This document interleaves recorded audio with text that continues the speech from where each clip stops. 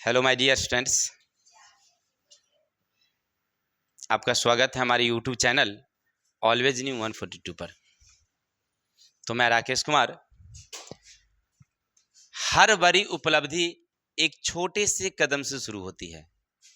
एक जो बड़ी उपलब्धियां हैं वो एक छोटे कदम से शुरू होती है, बस उसे उठाने का साहस होना चाहिए, माने करने का साहस होनी चाहिए। कभी गौर करके देखिएगा, कोई बड़ा आदमी बना है, कोई विद्वान है, क्या एकाएक तो विद्वान नहीं हो गया होगा कालिदास की तरह? नहीं, धीरे धीरे धीरे धीरे पढ़ते पढ़ते पढ़ते पढ़ते एक बड़ी रकम हासिल कर लिया उसने, पढ़ाई का रकम। नहीं तो ठीक उसी तरह से अगर हम भी कोशिश करेंगे तो हम भी हो सकते हैं। चलिए, तो आज हम लोग पढ़ेंगे class 9th chemistry chapter number 3, जिनका नाम है परमाणु, अणु और आयन के लघुत्तरीय क्वेश्चन। क्या पढ़ेंगे हम लोग आज? लघुत्तरीय।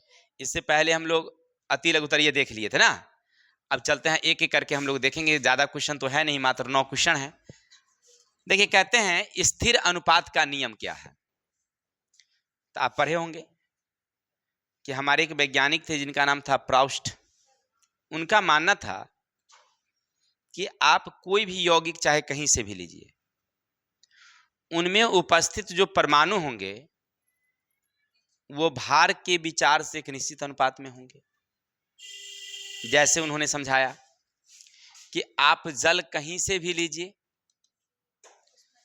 उसमें उपस्थित जो होंगे H2O, हाइड्रोजन 2 अनुपात, ऑक्सीजन का 1 अनुपात।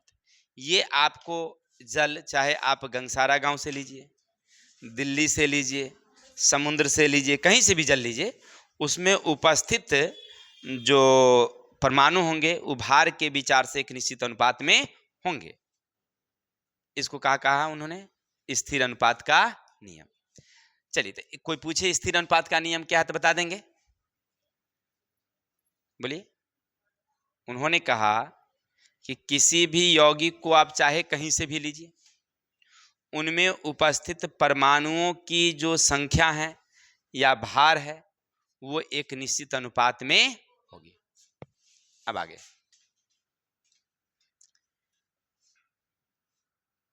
किसी पदार्थ A 5.2 ग्राम, दूसरे पदार्थ B है जो 2.7 ग्राम है। यानी A किसी ने दिया, एक कटोरी में रखा 5.2 ग्राम, और B किसी ने लिखा है 7.9 ग्राम। अच्छा, 2.7 है। अब बताइए, दोनों को अगर हम जोड़ देते हैं तो 9 और 5 2 7, तो हमने जितना दिया है उतना ही ना बना है। तो वही पूछ रहा है, संयोग करके एक प्रतिफल 7.9 ग्राम ए भी बनाता है। क्या सिद्ध कर पाएंगे कि परिमाप पर द्रव्यमान का अनस्वरता के नियम का पालन हो रहा है? तो लिखेंगे हाँ, अनस्वरता के नियम का पालन हो रहा है। क्या है? तो जितना हम ए दिए हैं और जितना बी दिए हैं, दोनों को अगर हम जोड़ देते हैं तो ए बी 7.9 हो जाता है। इसका मतलब है कि हमने जितना दिया उतना ही बन रहा है, अर्थात अनस्वरता के नियम का पालन हो रहा है। किसी को दिक्कत? क्या लिखेंगे? लिखेंगे हाँ, यहाँ पर अनस्वरता के नियम का पालन हो रहा है। हमने यौगिक ए दिया है, तो जितना ए हमने दिया है उतना ही बी हमने दिया, जितना दोनों को जोड़ के जितना होना चाहिए उतना ही ए बी बन भी रहा है। ना ही कोनो नष्ट हो रहा है, ना कोनो ज्यादा बन रहा है। इसका मतलब है अनस्वरता के नियम का पालन। किसी को दिक्कत? चलिए, क्वेश्चन नंबर नेक्स्ट। परमाणु की विशेषता। आपसे कोई कहे कि परमाणु की विशेषता, तो हम लोग क्या पढ़े थे परमाणु के बारे में? थोड़ा सा लिख देंगे। तत्व का जो सूक्ष्म कण होता है वो परमाणु होता है। उस तत्व का जो गुण है वो परमाणु पर पाया जाता है, और ये हमेशा किस में पाया जाता है? मुक्त, संयोग की अवस्था में। मुक्त नहीं रहता है, ये क्या रहता है? संयोग की। संयोग क्या मतलब? उसको अभिक्रिया कहिए। सक्रिय होता है, वो किसी से अभिक्रिया करने के लिए तैयार रहता है। ठीक है, तो यही लिखना है। तो लिखेंगे परमाणु तत्व का सूक्ष्म कण होता है, इसे विभाजित नहीं किया जा सकता है और न ही बनाया जा सकता है। इसको ना हम तोड़ सकते हैं और न ही बना सकते हैं। दूसरा हमने कहा कि यह जो है क्या होती है, संयोग की अवस्था में पाई जाती है, यानी किसी से अभिक्रिया करने के लिए हमेशा तैयार रहता है। हो गया, सक्रिय होते हैं, बात खत्म। 2-3 लाइन इसके बारे में लिखना था। तो परमाणु क्या होता है भाई, तत्व का सूक्ष्म कण, यह अविभाज्य होता है, इसको न तोड़ा जा सकता और नहीं, ठीक है। अब आगे, किसी तत्व के संकेत से क्या सूचना मिलती है? जैसे देखिए, ऑक्सीजन के लिए आप लिख दिए थे, ऑक्सीजन के लिए लिखे O, और कार्बन के लिए लिखे आप C। तो इससे क्या सूचना मिलती है? तो C अगर कहीं लिखल रहे केमिस्ट्री में तो समझ जाएंगे कार्बन है, O लिखा रहेगा तो ये भी समझ जाएंगे कि ऑक्सीजन है। इसका मतलब है कि ये जो नाम यानी संकेत है, उन नाम को बतलाता है। क्या संकेत क्या बतलाता है? 1 नंबर। दूसरा, समीकरण अगर लिखना होता है तो नाम वाला में तनिक सा देरी लगेगा और संकेत वाला जल्दी हो जाती है। क्या, तो ये भी फायदा है संकेत से। तीसरा है कि उससे परमाणुओं की संख्या का भी पता चल जाता है। जैसे एक C लिख दिए तो पता चल गया कि 1 परमाणु है, O लिख दिए तो 1 परमाणु है। अगर O2 कर देंगे तो कितना परमाणु हो जाएगा? 2 परमाणु। और 3 कर देंगे तो क्या हो जाएगा?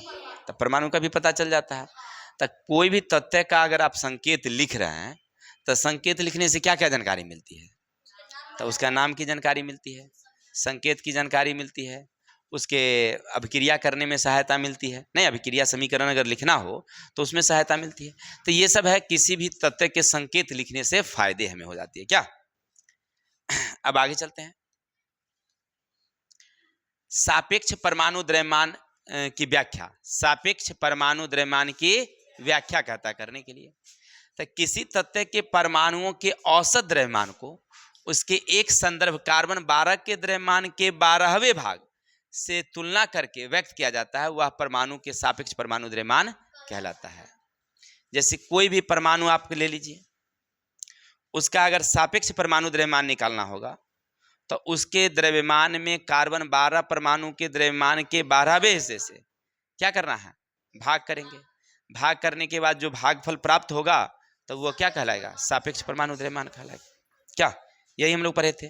जैसे मान लीजिए हमारे पास ऑक्सीजन है, इसका अगर सापेक्ष द्रव्यमान निकालनी है तो इसके जो द्रव्यमान है 16, इसके 1/12वें भाग के यानी कार्बन 12 के 1/12वें हिस्से से भाग कर देंगे, कितना जाएगा? 16 यूनिट जाएगा, नहीं जाएगा? हो गया, बात खत्म।